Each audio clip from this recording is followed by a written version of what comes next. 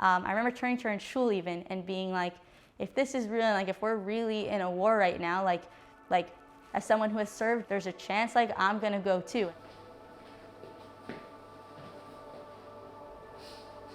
Hi, my name is Meital. I'm 23 years old. I made aliyah 5 years ago. I'm now a second-year psychology student at Reichman University.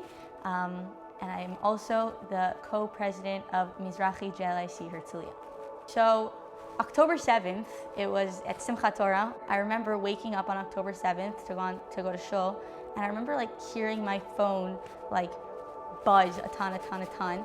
And then I'm never gonna forget this moment of as I'm walking up to shul, and I remember hearing from like everyone's apartments, like windows, of just hearing different news networks and different channels, of like hearing all this stuff. I'm like, what's going on? And I got to shul, and from that moment, the day just kept unfolding. And I remember turning to my Neely Fisher.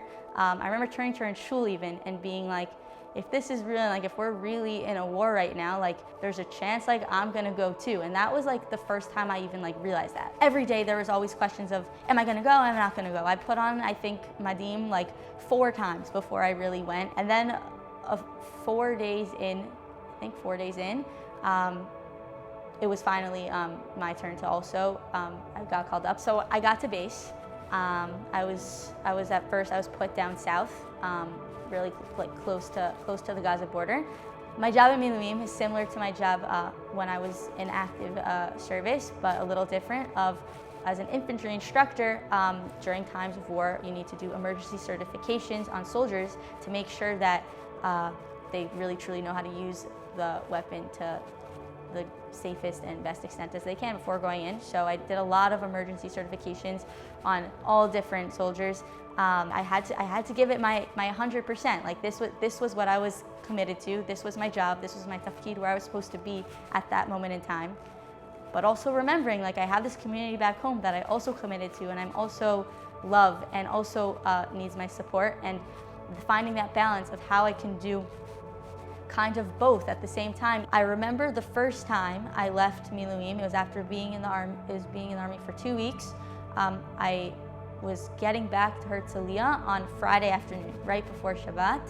And I remember walking into Friday night Kabbalat Shabbat in our shul, and it was packed with like over 100 people. And I remember looking around and being like, wow, like our community is still coming together and is still functioning. Coming straight from Miluim, I was on base right by Gaza 3 hours before, and all of a sudden now I'm standing up in front of the community, giving announcements, trying to give that little bit of chizuk that you possibly can to then go back to the army on Sunday.